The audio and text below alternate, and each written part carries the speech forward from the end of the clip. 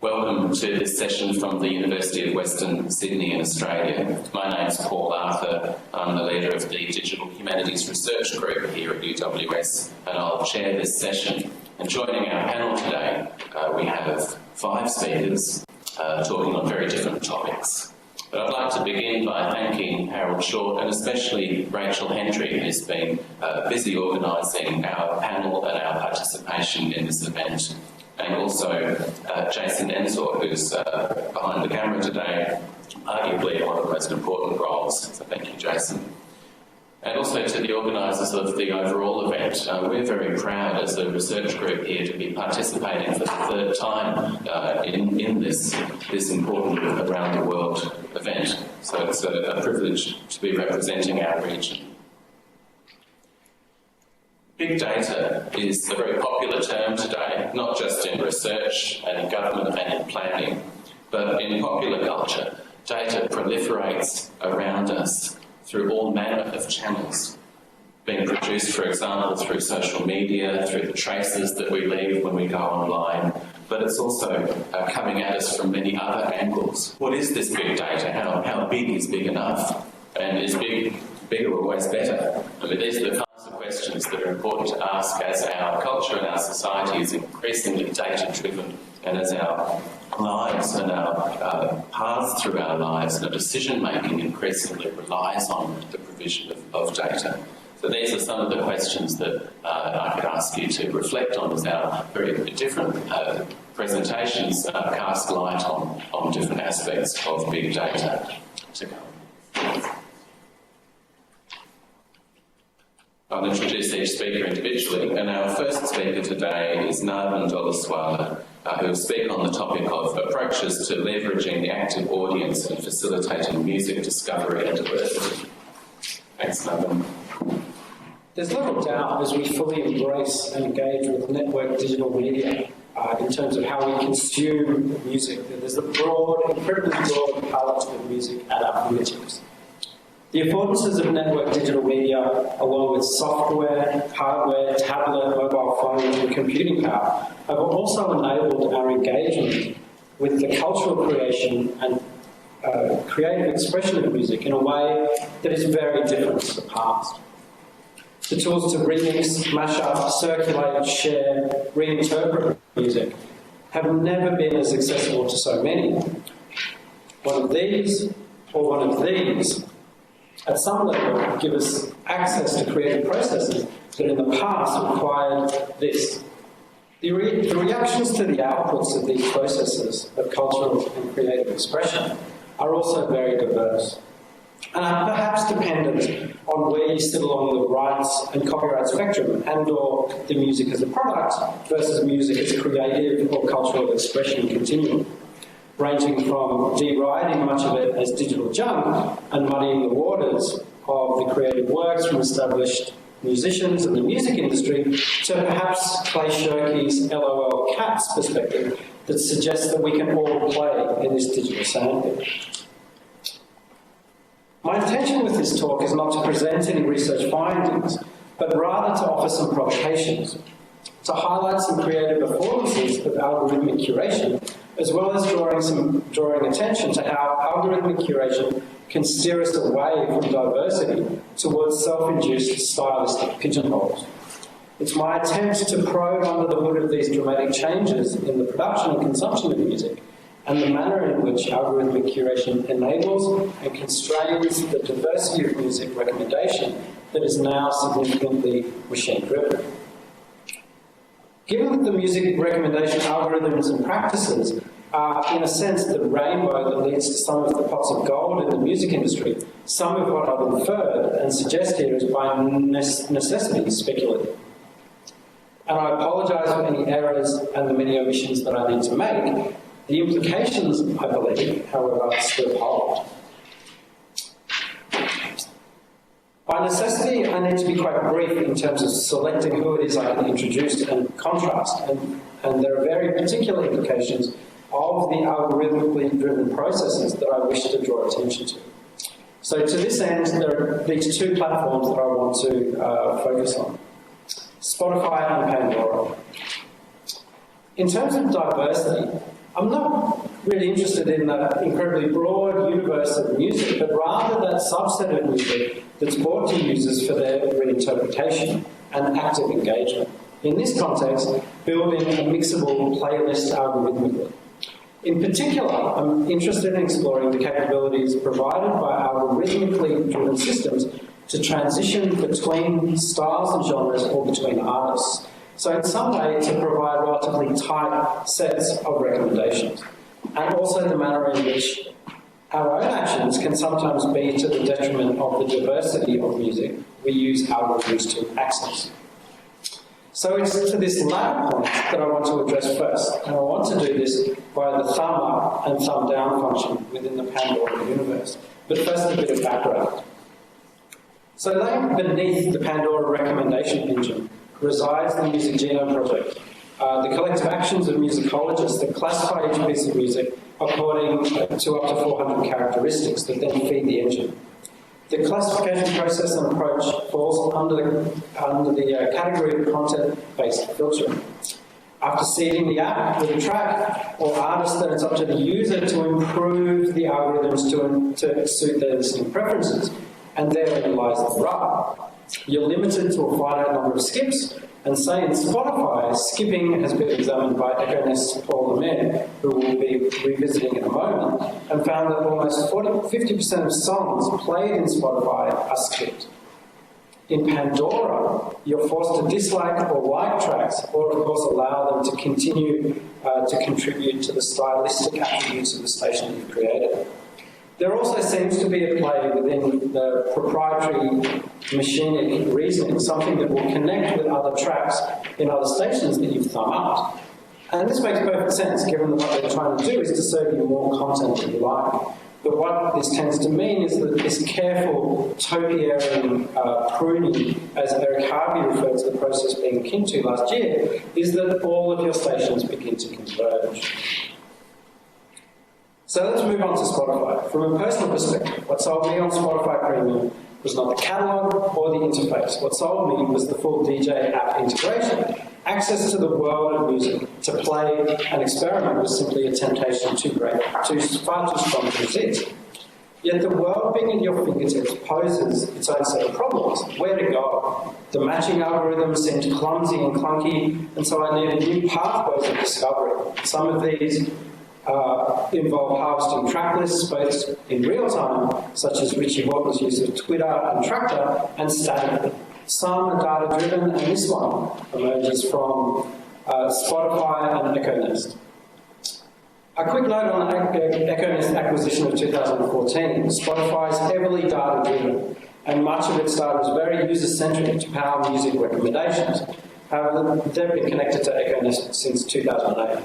The acquisition of Econest, along with Spotify's enormous catalogue and mindset, brought in-house music intelligence, web crawling, and data mining about artists and music to determine what people want to hear and make music suggestions.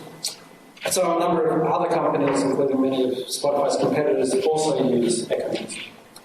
So if we see here, Econest uses over 1 billion data points, about 36 million songs, 3 million artists. Right? So it's a vast area. So Boil the Frog is an app really that's re-emerged from the Econest acquisition and was developed by Paul Lemire, who's the director of developer platforms at Econest. The Boil the Frog app allows you to transition from one particular artist, engaging the artist's similarity info from Econest and popularity information to get you to another artist. It selects a well-known and popular information, selects a well-known track from each artist at each step that minimises the energy difference between the song, the next song, and the previous one. You can cycle through about 6 songs of each artist and bypass an artist also. So what this enables, in a way that's quite similar to Pandora, are mechanisms for engaging with music and data that help to refine the act of creativity, to help us build on our creative impulses and perhaps play in the same creative culture. The open API of Econest, combined with the massive catalogue of data-driven nature of Spotify, is driving our ability to engage with and explore the musical terrain we have at our disposal in ways far different to this.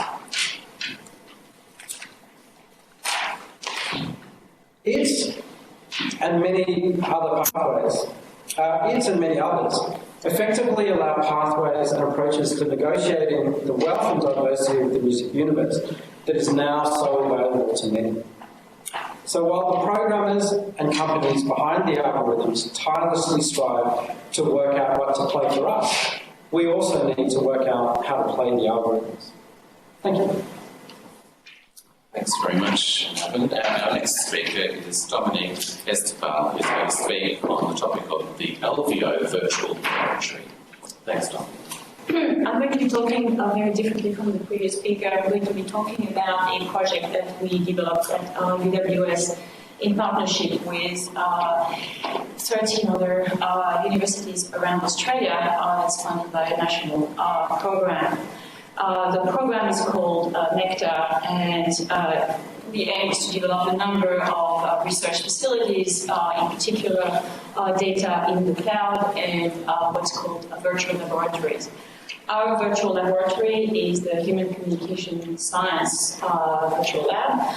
We call it LVO. It's a pun on the beehive and nectar and a number of other plants, and also it helps to remember what it is. If you could go to the next slide, that gives you a, can you see the slides? When you see the slide, it will give you a URL where you can go and you can follow my talk by exploring the site if you want to, certain aspects of the site. It is available for researchers around the world, not just in Australia, and we're trying to encourage as many researchers as possible to use it. Thank you. So we first called it Above and Beyond Speech, Language and Music. This is a platform for researchers in a number of disciplines, in particular linguistics, speech processing, psycholinguistics. We hope music researchers will also join us. There is music data in the repositories. Historians, all sorts of disciplines where data that relates to human communication is important. If you could go to the next slide. So the aim is to be a platform for collaborative EU research, and by that we mean that it's a repository for diverse data collections and tools for different disciplines, so all the disciplines I mentioned plus others if we can. And the idea is to connect human communication science researchers across disciplines with the intention of improving reusability and replicability of results. That's really the two important aspects of the project. Also making it easy to access tools that previously were residing on people's desktop or in particular labs. And also analyzing difficult data that had been difficult to access. By that, we were trying to overcome the limitations of single desktops or single labs or people working in isolation, and making it possible for them to reuse workflows. And by that we mean that we have a workflow engine that allows us to record a series of steps, and we can share that with other researchers, and then they can reproduce the research that has been done, the analysis, and the results are also stored in the lab. That link will take you to a demo if you're in front of the front page of Alveo. If you go to the blog, down on the side on the blog, there is a video that was recorded last year at the launch of the project, and Steve Cassidy takes you through a bunch of steps and examples. So I won't reproduce that here in this talk. And also I wanted to mention the data management plan, which is a requirement from our funding agencies. So the next slide shows you the type of corpora that we have. We have written corpora. So QI is a set of letters from the first decades of settlement of Australia. So that's a very specific corpus. But we also have QWeb, which is a huge, humongous, one could say, corpus of web pages, tweets, all sorts of things which we have in there. We also have transcribed speech, so some of you might recognize some of those names, so ICE Australia, and some are very specific and very old, and in particular we have also the Jakarta Indonesian corpus, which is a very it's a corpus that was collected in the 90s of speech in Jakarta, so you wouldn't have had access to that unless you actually knew the researchers. And we've got speech, video, and also others. We've got, for instance, the Sydney Room Impulse Response database is a series of recordings in various environments, and you can convolve music or other type of speech data or whatever, and get the effect of music in a train station or toilet or whatever. The tools that we have, we've got a set of tools for text processing, a set of tools for speech processing, and we're constantly adding to them. We've got tools for processing video and also others. The architecture of the system, for those of you who are interested, is a bit more complex. But what you can see is that document storage is all done on the clusters on the cloud provided by Nectar, by the Australian government. And we have different APIs. Thank you. We've got different APIs for processing with WIMA, which is for text processing. And EMU or R is an environment which speech processing researchers like to use. And we also have the Galaxy workflow engine, which we should be able to see very soon in one of the following slides. From the point of view of users, what we provide is a way to ingest data, and by that we mean that we don't just take the raw data, we also process the metadata and provide an environment in which you can explore the metadata, for instance, the date at which a document was created, the age of the speakers, or whatever you've put in as metadata. For the web interface, we'll provide you with a browse and search for data items, and we call them item lists. And the advantage of that is that we can actually combine items from all the different corpora that we have. So you can take 10 texts, for instance, from the CUI database and 10 documents from a newspaper archive and put them together to do research. We, of course, can do simple full-text search, concordance, and return frequency. So this is what your browsing interface looks like, and we can build our item list from that. So the next slide should show you how you build your item list, as you build them up, and then you can send them to the different tools. We have spent a lot of time, and we're still working on that, on the API for the web. And I won't say too much about that, but we did publish a paper last year, present a paper at a conference last year, where the references will be added in the final slide. And as I said, we have an API for WIMA, and we can also provide the environment where you can create your own annotations, either using the tools that we provide on the platform, or you can provide a set of annotations side by side with your documents. And finally, we have the Galaxy workflow engine. Yes. So Galaxy, some of you might know, was actually created for bio data. We've adapted it so that we've put in tools in the Galaxy toolshed for natural language processing, speech processing, and the important thing, as you can see on the slide, is that you can choose a particular tool, specify the parameters of input and output that you want, and then link those tools together to be a workflow that you can then share with either everybody who uses Alveo or just your own research group if you prefer. We're providing a high bandwidth channel for the access to the data. So the point of this slide is to reassure people that if they put their data in Alveo, the data is secure. You have your choice of authorization, user access.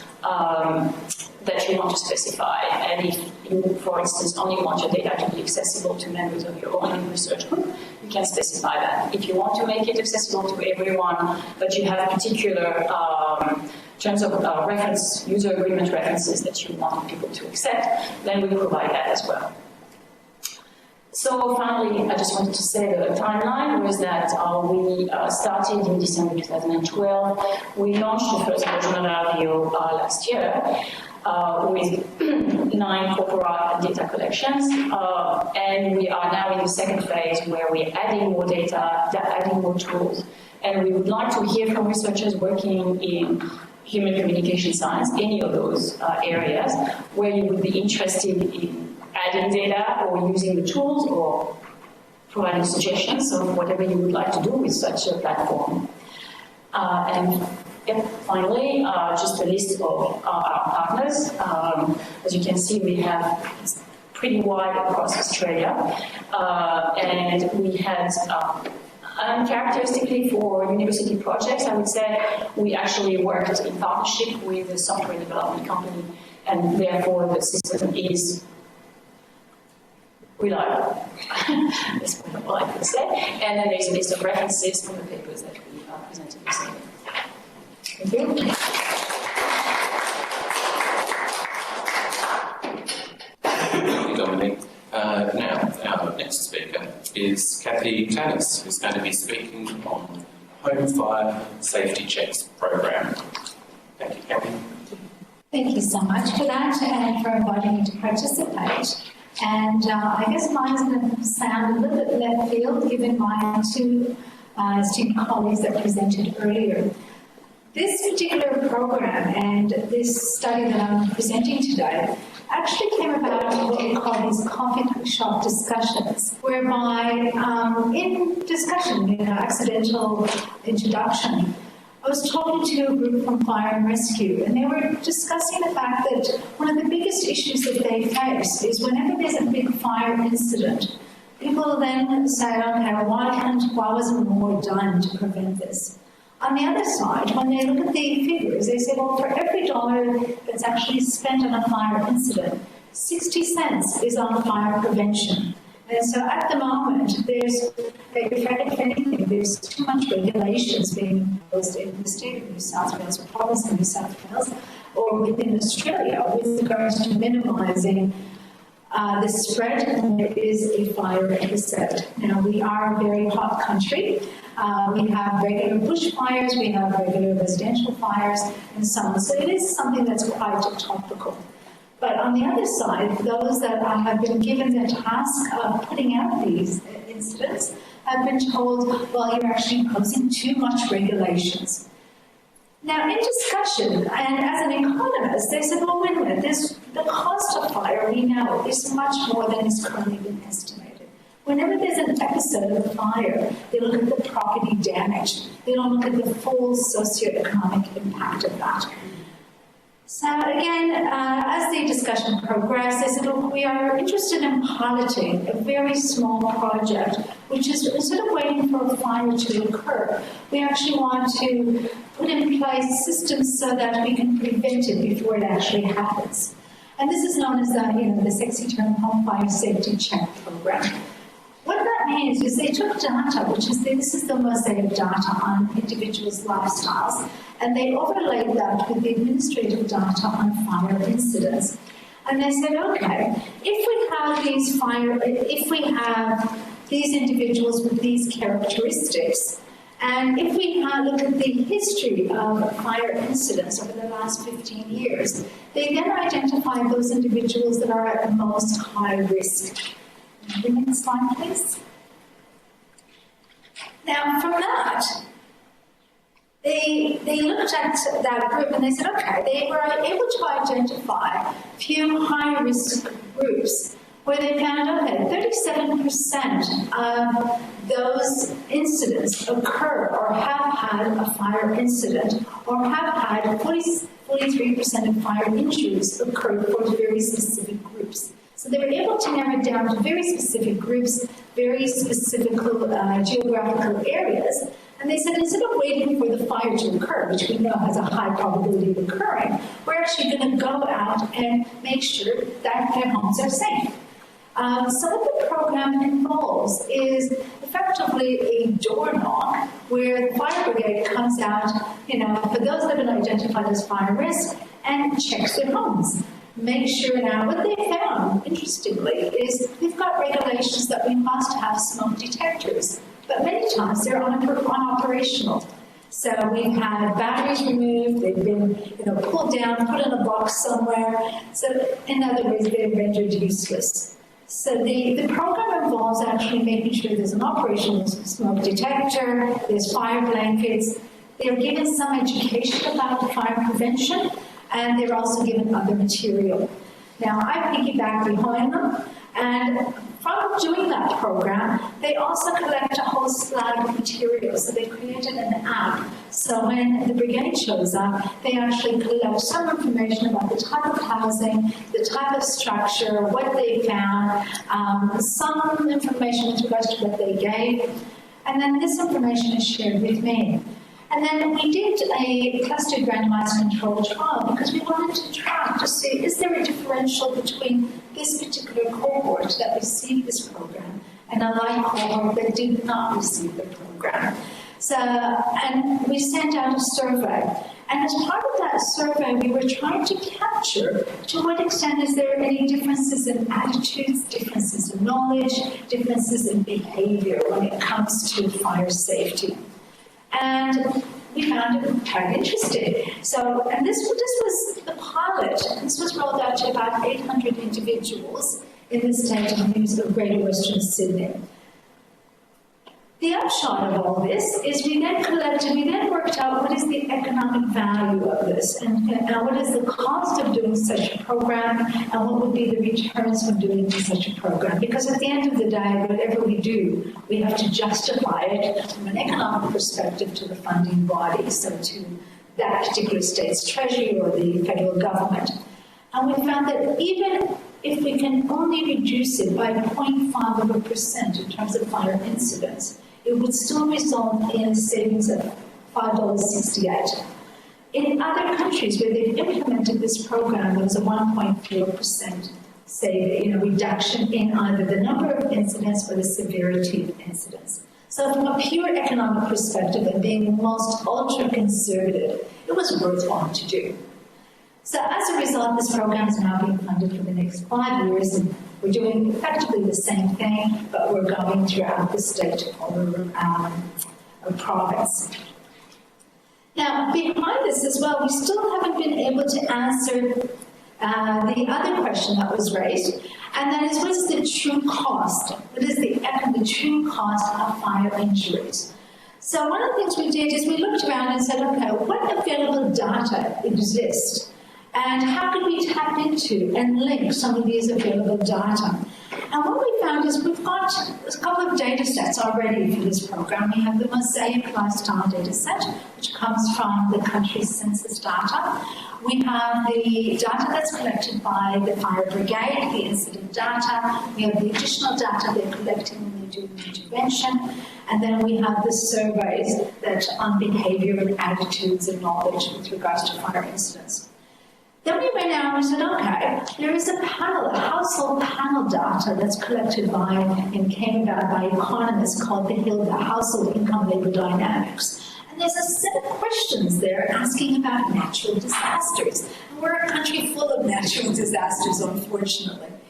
And we looked at, we were able to track individuals over time, if they have been a victim of a flood, fire, cyclone, etc., over time. And we can actually sort of track a little bit about their attitudes to risk, their depression scales, a whole slate of information. So part of it is trying to look at that. And then we delved a little bit more, and we found out that the state collects a population health survey. And this is our New South Wales Department of Health. And that actually collects some statistics with regards to the individuals within our state, and there is a set of questions on fire safety. So again, we're pulling that to get a baseline for the state. Then we've gone a step further, and we said, okay, when somebody is involved in a fire incident or fire episode, if it results in an injury or a fatality later on, many times that's not captured. So the value, what we call the statistical value, the value of loss of human life is not captured anywhere. All that we measure is the property damage.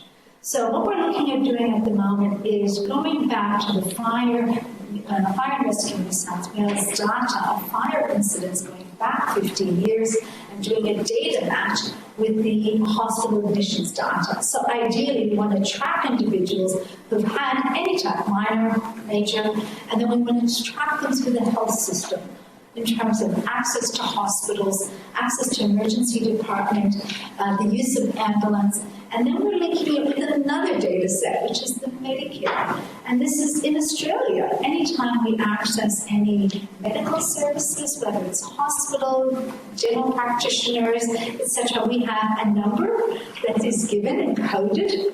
And that data is collected by the Commonwealth, the national department. So one of the things we're trying to do is say, okay, this individual, we want to know what did they access, what general practitioners, what medicos did they access. And then because many of our medications are subsidized by the government, we also have to use this Medicare when we buy this Medicare card or this number to buy this medication. So we're going a step further. What medications did they buy and track them over time? So that's where the project is at the moment. So now, in terms of the next slide, please. In terms of some of the challenges is one is actually looking at future incidents for those that have had this intervention to work out its ongoing effectiveness. The other challenge that we have is how are we going to link the various data sets, and more importantly, how are we going to get access to these data sets, because then you have to get through the various data custodians and the contractual arrangements and so on. And that, really, anybody who has advice on that, please share it with me. And the last part is we're hoping to do a sub-study of our Indigenous or our First People study to work out the effectiveness of a similar program for such a cohort. And again, I welcome direction and suggestions. Thank you so much, and I welcome any ideas or directions. This is very early stages.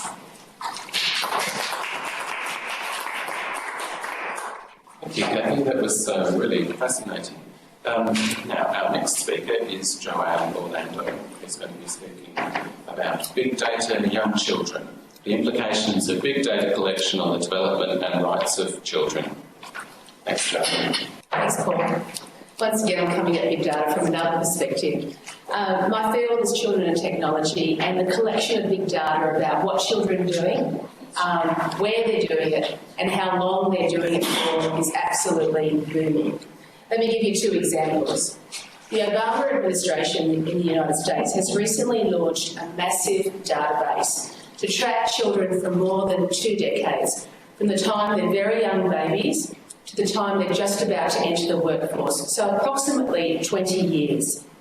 The databases are being built in nearly every state in the United States at a total of expense of around $1 billion. The databases intend to store intimate details on tens of millions of children, identified by name, birth date, address, and in some cases, social security number. The Education Department that's linked to this project has listed hundreds of questions that it urges states to ask about each child who attend the public schooling system. So some of these questions include things such as, did she make friends easily as a toddler?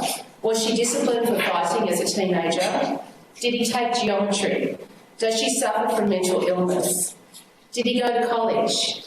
Did he graduate? How much does he earn? Now, every child has the fundamental right to education, and it's a legal expectation that they attend school. So linking big data collection to public education means that families and children don't have a choice in the collection of this data. And this has moral and ethical concerns. A second example, Newton is one of many new companies that collects big data on behalf of other industry. So in this case, they collect data for publishers in order to shape materials that children use at school in their learning. Now here's a window into how this process works, and I've taken this from a media brief about this company. The data analytics firm Newton has peered into the brains of more than 4 million students across the country by monitoring every mouse click, every keystroke, every split-second hesitation as children work through digital textbooks. Newton is able to find out not just what individual children know, but how they think. It can tell who has trouble focusing on science before lunch and who will struggle with fractions next Thursday. Now, as someone who is an educator, my concerns are, what are they defining as trouble in education? What are they defining as learning? A whole lot of questions come out of that media brief. So Newton states its mission is to bring personalised learning to the world, to help prepare all students to succeed. And Obama's initiative has a similar positive contribution. It's to help officials pinpoint education system strengths and weaknesses and to craft public policy accordingly. Now, big data holds this kind of value. It's a whole new set of tools we now have access to understand children. So it can potentially identify and address gaps in policy that promote the wellbeing of children. And it can also potentially predict huge areas of future need for children in terms of education and health. So all important things. On the other hand, big data poses a number of ethical issues that children haven't had to deal with before. So if you think about it, this is the first generation of children whose lives are documented on a large scale from the time they're born. So I've mentioned 2 big data strategies. However, they're just 2 of an increasing number of large-scale data that's being collected of children. The majority of websites that are most popular with children are commercial sites. So this is resulting in children being tracked online more aggressively than adults. Consequently, children are subject to greater risks than adults when it comes to online privacy. And exacerbating this is children's high engagement online, which means a higher likelihood of greater data that's collected of them. So one important ethical issue that obviously arises here relates to privacy. So just because children are young doesn't mean that privacy is irrelevant. The United Nations Conventions on the Rights of Child states that all children have the right to privacy. So there's a lot of evidence of children, particularly targeted by online companies for their personal information, often without the necessary safeguards to ensure the full knowledge or consent of the children or their parents. So research shows that children are regularly asked to agree to data collecting activities through the privacy policies and terms of use that they're required to do in sites that are targeted for children. So this raises issues about informed consent. As many of you would know, these sorts of documents are long, extremely complex. They describe a wide variety of data collection activities and include a number of terms that are often inappropriate or even inapplicable to ask children to agree to. In addition, research shows that children might not have the capacity to understand the consequences of sharing personal information online. No, not all marketing activities directed at children is inappropriate. However, some online services collect personal information about children in an environment that looks like a playground or an educational website.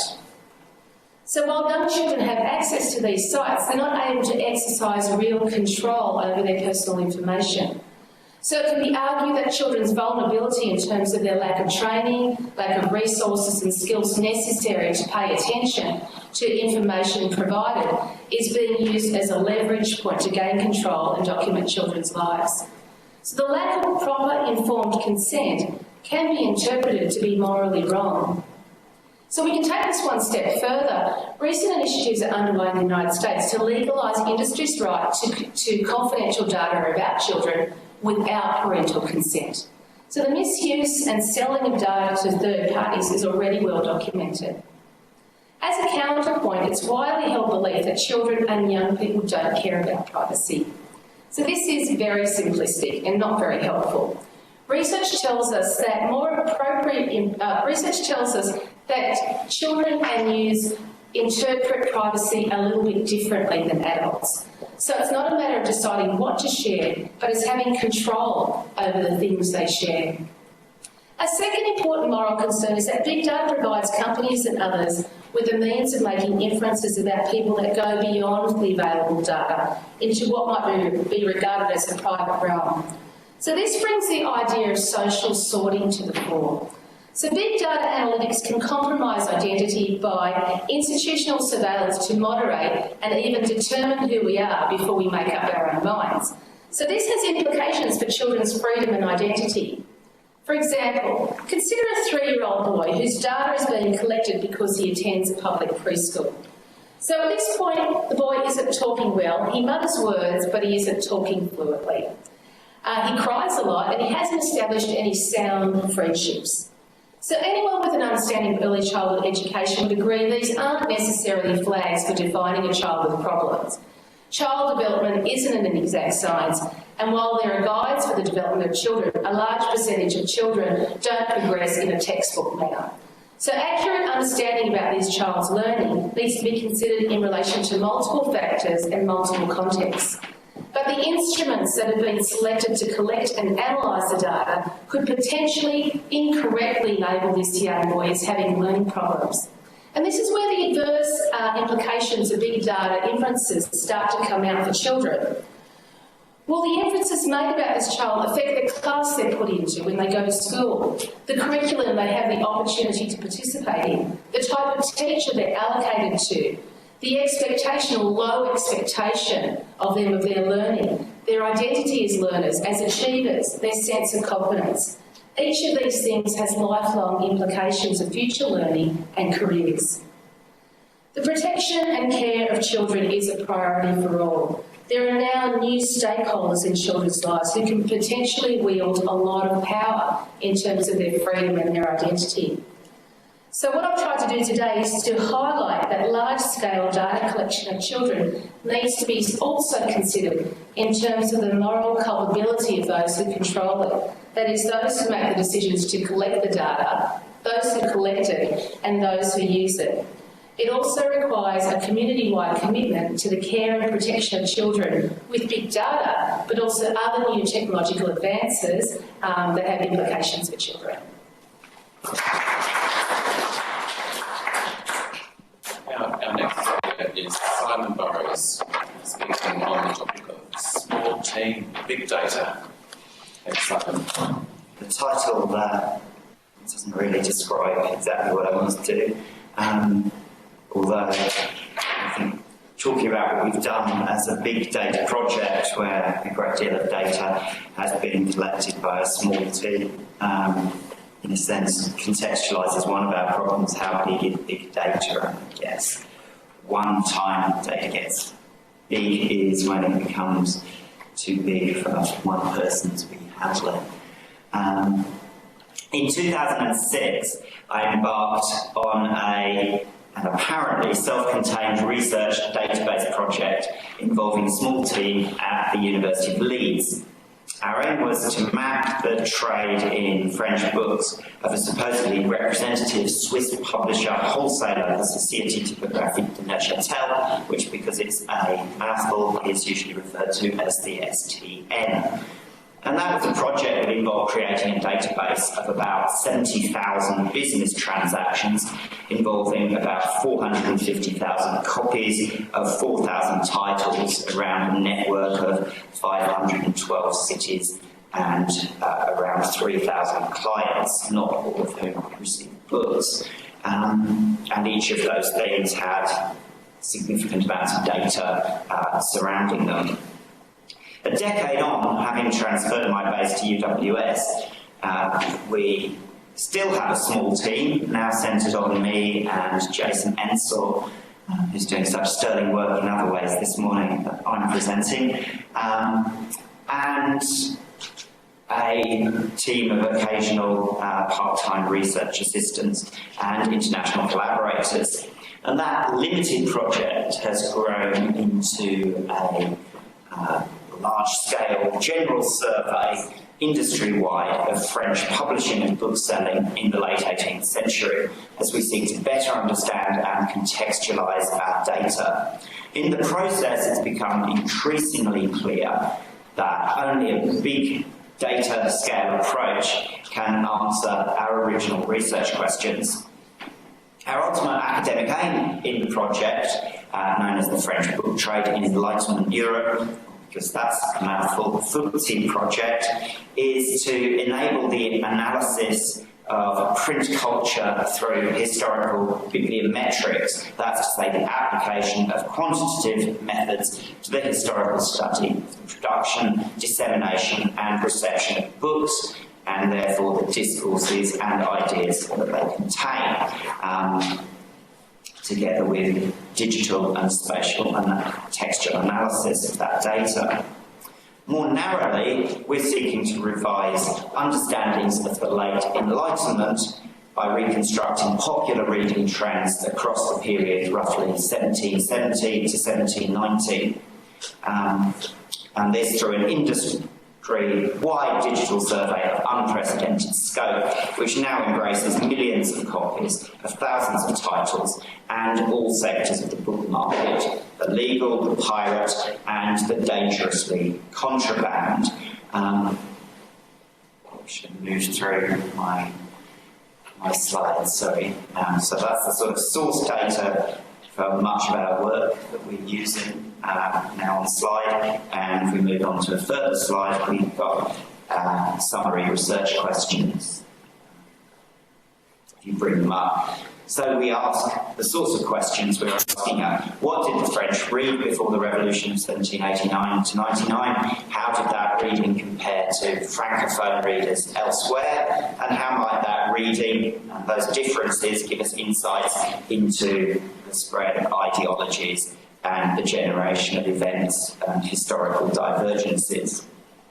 Secondly, what books were produced? Where were they consumed and by whom? Which feeds into that first set of questions. How far can we speak of integrating national and international markets, or a unitary print culture embracing urban and rural areas?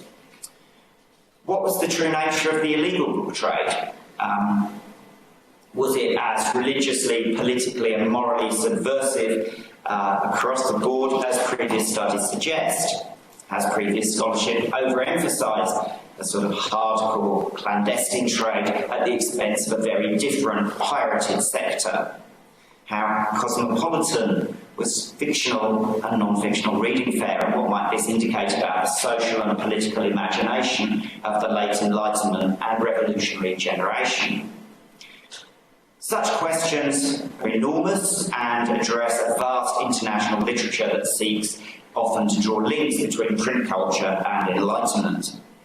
It also builds on a pioneering global transdisciplinary field of digital historical bibliometric research spanning historical and literary studies, book history, geography and the digital humanities. Current understandings of the Enlightenment as our subject matter stress its international nature, cosmopolitanism and the significance of print-based public sphere in the transmission of enlightened ideas and the development of a critical, politically active public. Much of this literature also addresses, at least by inference, the cultural origins of the French Revolution. So we've almost got a history of everything in the late 18th century in Europe. So in order to answer our research questions, the project has developed a series of methodologies and methodological objectives too. Firstly, we're seeking to combine into a single digital resource the most comprehensive surviving resources, we can move to our interface slide here, and key historical bibliometric data sets on the creation, dissemination and policing of print in the Enlightenment. And these include the original data concerning the STN, but also data from a wide range of other publisher and bookseller sources, French government archives, records of licensed printing, and a nationwide survey of pirate works from the late 1770s. Secondly, we're seeking to dynamically link this resource to other world-leading digital projects. We're particularly working to publish a database of the French novel prepared by our collaborator Angus Martin at the University of Sydney and his collaborators Richard Frautschi and the late Vivian Mill, and also hoping to work subject to grant funding with Stanford University's Mapping of Public Letters project, which gives unprecedented insights into Enlightenment correspondence and travel networks, so we can look at travel networks, book networks, and correspondence alongside each other. And finally, we're seeking to use digital, spatial and textual analysis to transform understandings of print culture and the dissemination of knowledge more generally. Moreover, because these technologies deal with print culture generally and standard issues in print culture studies, we're hoping to develop the first effective transferable technology to look to map the transcultural evolution of modern cultures. And Enlightenment France makes an ideal test bed for this method because of its mature, rich, but finite print culture, the wide range of sources generated by its complex systems of censorship and policing, and the availability of pre-existing digital resources developed by members of the team. So in the first stage, which is what current interface only allows people to interact with at the moment, we data mined the STN's business records to gain a comprehensive Europe-wide view of their trade while casting doubt on the representativeness, as it turned out, of the archive. Our findings challenged historiographies that stressed the importance, for example, we can move to the next slide, of the literature of character assassination in revolutionary mobilisation, the importance, or lack thereof, as we found, of pre-revolutionary political pornography, or of a radical materialist enlightenment. In a purely statistical sense, none of these registers very strongly in STN sales, and they register less in our other sources. In their place, the FBTEE database offered a more chronologically and geographically nuanced set of evidence. If the STN was broadly representative, as previous scholarship had suggested, the revelations of the project would rewrite the history of the cultural and political life of the era. But in fact, they called this even the base assumptions into question. So without further research, we were unable to get a holistic view of the print culture of old regime France, and that's drawn us into this ever-wide set of sources, and that is partly to compensate for biases of using a Swiss Protestant publishing house that specialised in illegal and pirated book trades to some extent too. So this first project raised complex conceptual challenges around the structure and integrity, representation and interrogation of our data. And so in our next stage, we're setting out to confront and reflect upon these methodological challenges. Uniquely, our digital resources combine elements of several digital approaches to book history, containing facilities to map the production of text, quantify their output, register reader and market response, and conduct rudimentary literary mapping, which is shown in their slide here, which has these approaches. And we've sort of brought them together in what we're doing, so that we believe that the project offers unique digital technologies for studying the transfer of ideas and culture across time and space, across the entire print era. Now into my final paragraph, Rachel, so I need to fairly short. So exponentially expanding on the FBTEE dataset, our first project, both in volume and range of source material, and hence utility and representativeness for the 10,000 plus people who access the database. The new FBTEE project will include a vast range of new datasets and allied datasets that I've talked about. These will allow systematic correlation of data on geographic settings of novels and research library holdings of books, as well as data of the sort that we already had on place of production, distribution and consumption of literature. By developing interoperability, we hope, with the Mapping of Republic of Letters project, it will also make it possible to link data on literary output and subject with data on the travels, writing and spatially located intellectual networks of the authors, publishers and consumers whose names occur in multiple data sets.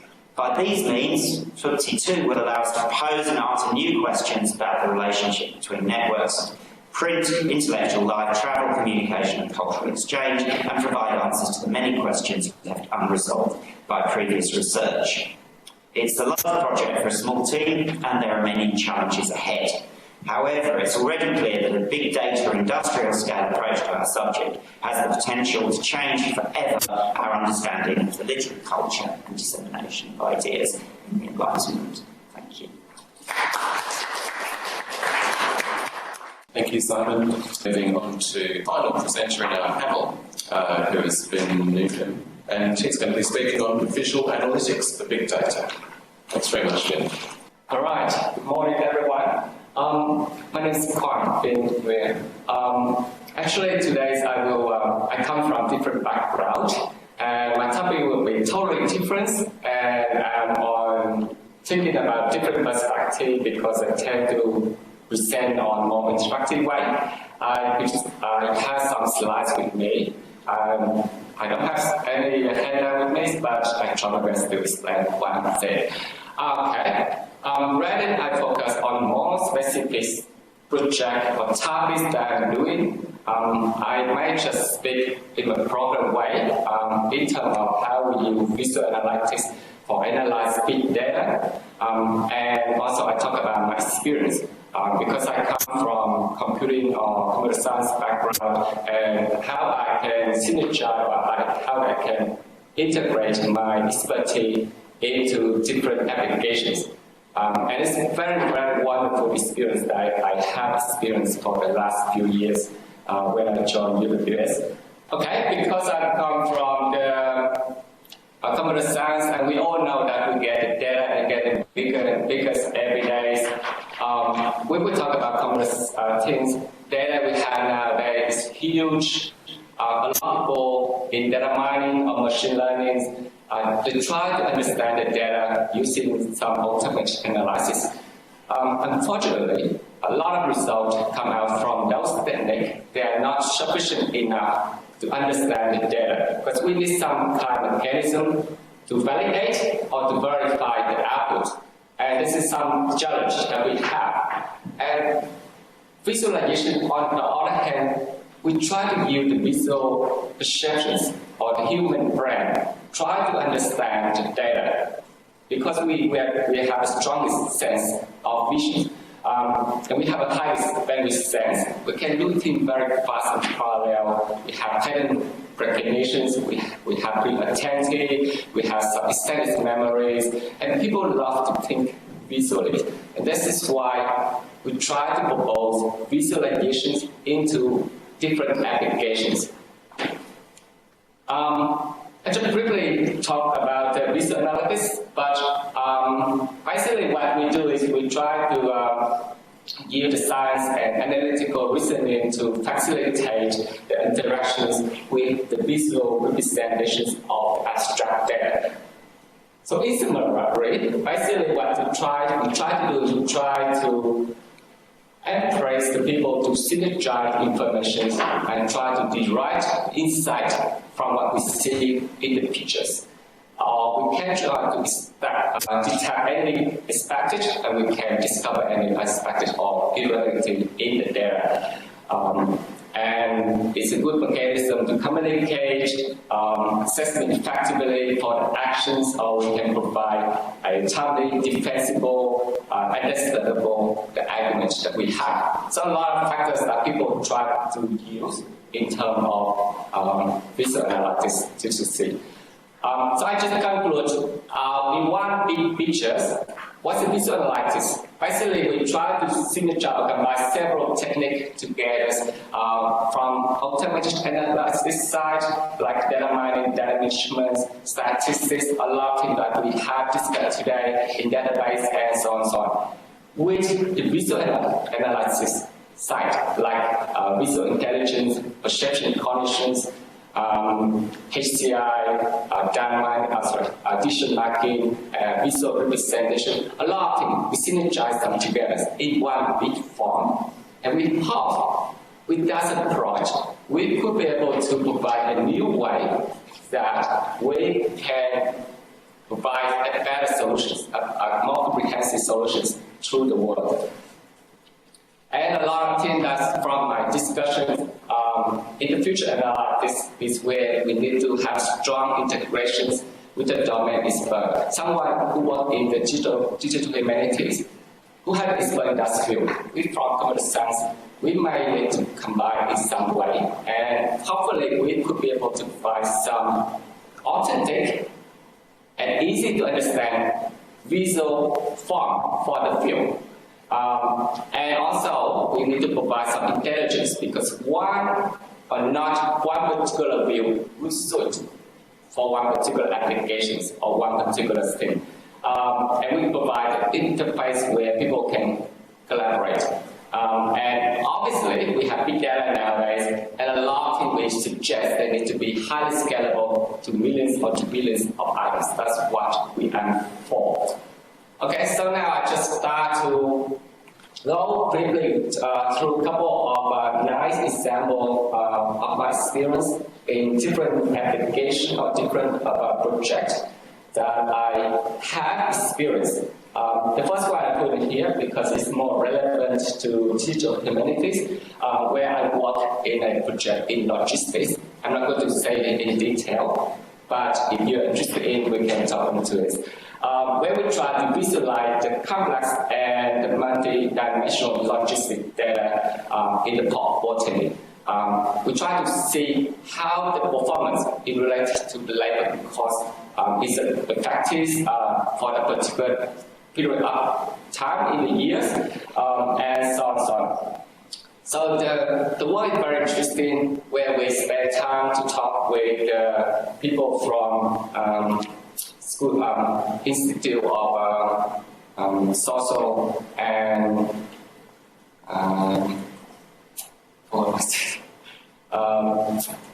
Institute of Social and Cultural Science, yes, sorry.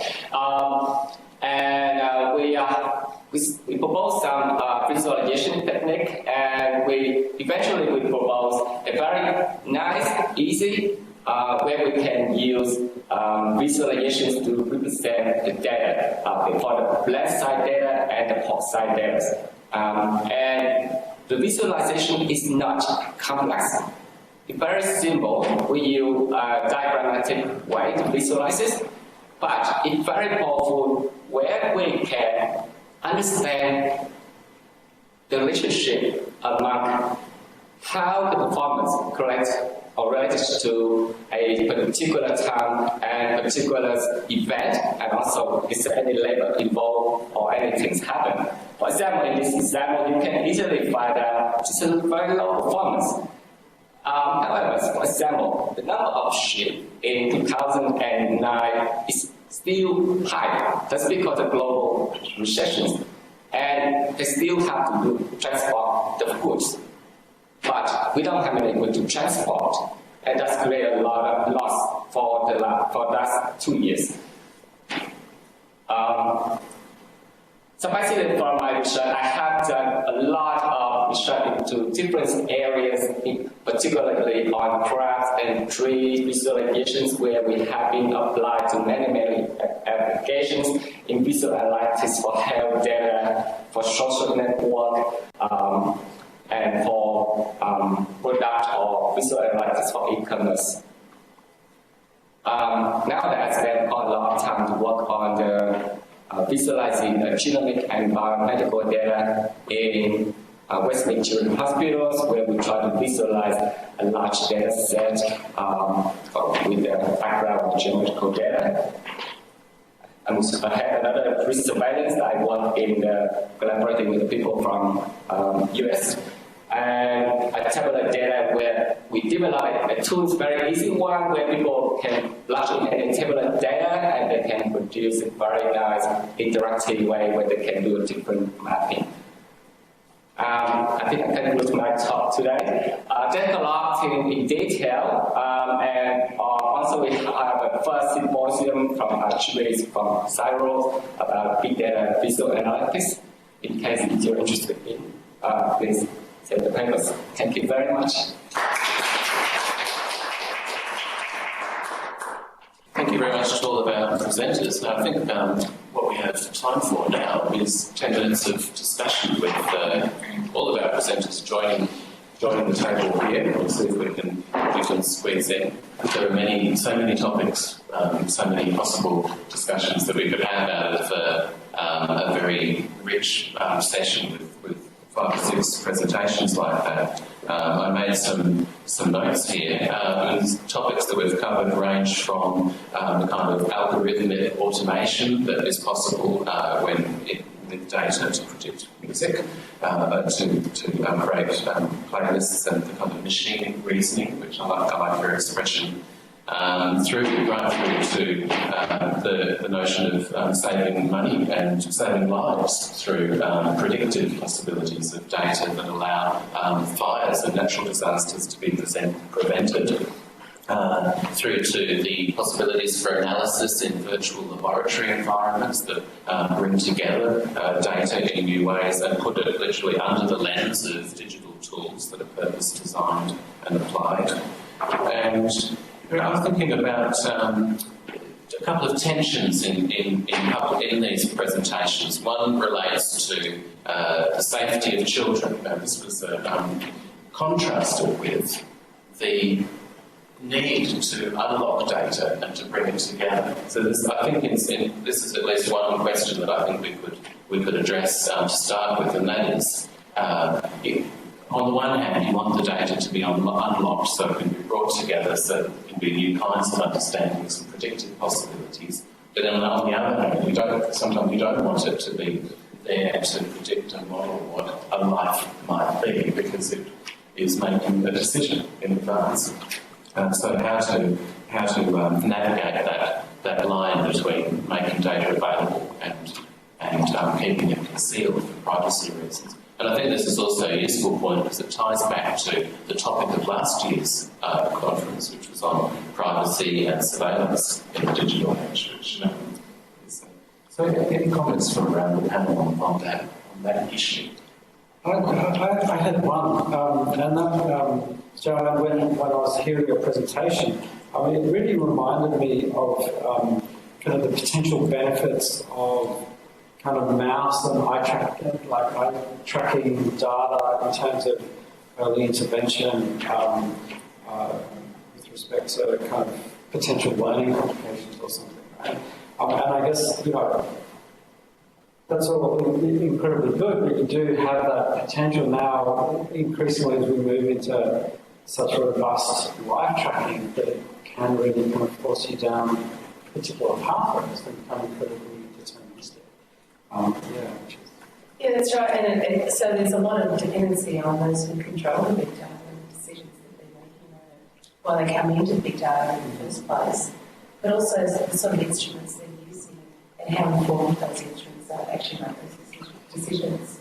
Let's keep our voices up so that the online audience can hear us. We're getting that signal from our back. I guess it in part relates to governments, doesn't it, right?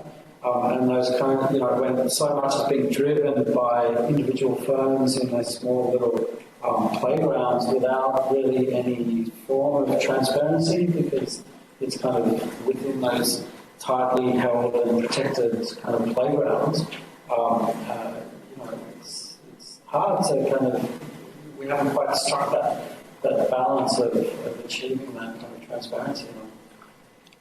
Yeah, I think that, the very nature of technology is that it's advancing so quickly that all things like privacy laws and so forth are lagging behind and those other social aspects of big data. But if you think of those big things that, a couple of screens, you go through all of the data collection, rules of use of the site and so forth.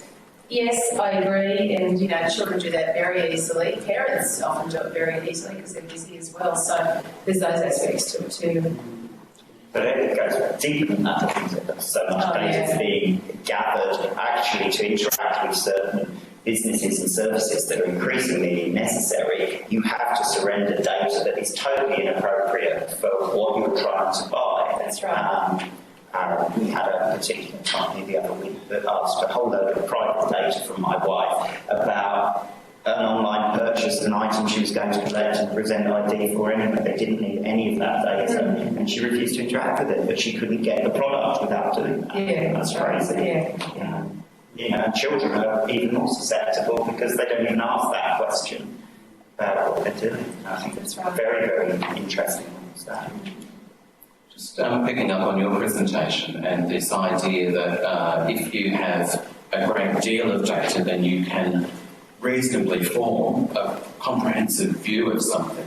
Now, I wonder, are we being led down a path where data is somehow the saviour that we're all now seeking? And I ask you in particular because your talk was so big picture and exciting and bold, the idea of mapping the Enlightenment in new ways, or understanding the culture of Enlightenment through these data sources. I'm sure you would first also say there are limitations to that. There are all sorts of things we can't capture, and I want to answer it by thinking about something else actually. At the grand old age of nearly 50, I found I'm going to be assessed, I may be wrong, but I think I've got a learning difficulty. And I've read up on that learning difficulty. I can't speed read. I've been teaching it for years. As an academic, not being able to speed read is a real problem. I wonder what I would have achieved in my life if I could. And I've been looking at this condition. There are family members who seem to have it as well. And this condition is very recently identified, relatively, in the last 30 or 40 years.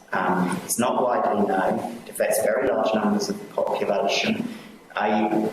A very, very disproportionate number of people presented to prison education populations have this condition, on which very little has been done. And you can resolve their tendencies to drop out of education, for underachievement, for the things that connect to a life of crime, health benefits, all sorts of things, merely by giving people tinted glasses and so forth that are personalised to them by early intervention and recognition. It's connected to genetics. So if you got full genetic data on people, maybe you could connect it, but you wouldn't dream of connecting all the different things. You could have a great deal of data but not be able to make correlations. Only once you know that there's this sort of condition that joins them together that affects quite a lot of people in the population in certain areas, particularly associated with, in more extreme cases than mine, inevitably, people dropping out of education and not being able to achieve in certain ways, but they may have other skills that compensate, which is quite interesting too. That data only helps you when you can make the links and the correlations. And in our own area, we can model reader response. We can look for correlations that can help us give better models of that. But we're still dependent upon models of something that's not really understood. Some of the other projects we've heard about, gathering data on how kids are reading and so forth, may tell us more than we ever know now about reader response and how people interact with the page. Then if you try to do that in historic time with different age groups and texts and so forth that are culturally formed in different ways, maybe the reading experience of the past is very different. So we can't capture everything to make those links, and the human element is tremendously important. So just joining the dots. Yeah, I guess the other challenge I have is if I was working for a company, I would have greater access or accessibility to data on individuals. So if I'm working for a company X who is selling that product to your wife, I would be able to access a whole range of information from that person and possibly over time without too much of a challenge. As a researcher in an academic institution, trying to access some of this data that is collected by various government entities, so talking about education, You have the school systems and the various bodies within the school systems and various levels that collect a whole range of information, just like our institution collects on our students. But to what extent are they so protective of that, or the mechanism to access it is so difficult that makes it really difficult for researchers to try to work out or explore some of this potential? I mean, the data from my study, I can tell you stories about how many different ethics applications I've had to go through in the different bodies and I think about 10 contracts at least, just to be able to say, look, this is data you collect anyway. Can you please just give it to me de-identified? I don't know the person, or leak it for me, de-identified, but I just want to explore these questions. And that makes it much harder as a researcher. Dominic, do you have a comment on how this works in the virtual laboratory context? Because you're dealing with a lot of data. Is it more readily available, or are you simply using that which you can, most reasonably bring into that environment, or have you had some barriers that are related to either ethics or, rights or IP to data? Yeah, that's a big issue for us because people collect data. So in our case, the data is not personal, but in fact, one of the databases is the Vostok project, the Vostok Corpus, which is audio-visual recordings of Australian English speakers, where we de-identify them, but on the other hand, we collect demographic information about those people. And so, if you know that it is somebody who's female and age 24 and lives in this tiny little town in New South Wales, and you get the video recording, it's not identified. So that is one issue that we have, is that some of our data, which is not controversial, not leading to particular policy issues, I would say, still could be seen as confidential, and this is an issue that we've had. So of course, if you have literary text or newspaper articles from the previous 200 years, that's not an issue. Although some people do have the problem that they've got the copyright. So the issue of copyright is one that we have. But then there's also the identification of speakers, even in research data. And so we try to address that by having several layers of authorization and privileges that people can access the data for particular purposes. Another example of data that is actually that could be quite sensitive. I forgot to mention in my talk that the data is not just English, but it's also other languages. And in particular, we provide access to the data from the PARADISEC, which is the Pacific area endangered languages. And that some of that data was collected under very sensitive conditions because they're recordings of ceremonies or dances in various languages around the Pacific Islands. And some of the data was collected under conditions that could not be distributed, except for researchers. And Finn, just to ask your perspective on this in computer science, new directions in big data, or is big data just so much part of what you're doing now? Right.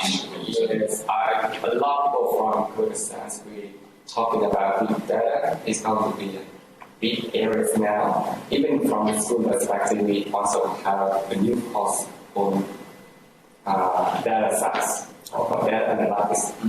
So that's a big trend. Everyone going to follow that. And a lot of things that integrate different disciplines. It's not just statistics, it's also people in machine learning and data mining, and also visual analytics as well. We're in the wrap-up stage of our panel now in the last minute, so I think that's probably quite a good point for us to be ending on, the point of the interdisciplinarity of big data. I think that's been really well demonstrated by all of our presenters today, coming from different parts of this university. So I'd like to thank you all for participating, and also thank the online audience. And we'll make available the slides from these presentations in due course so that they can be referred back to. So for now, I think we're at the point where we can almost sign off. And thank you again to Rachel and Jason and Harold, who are behind the cameras here. and have been organising this event, and to the organisers.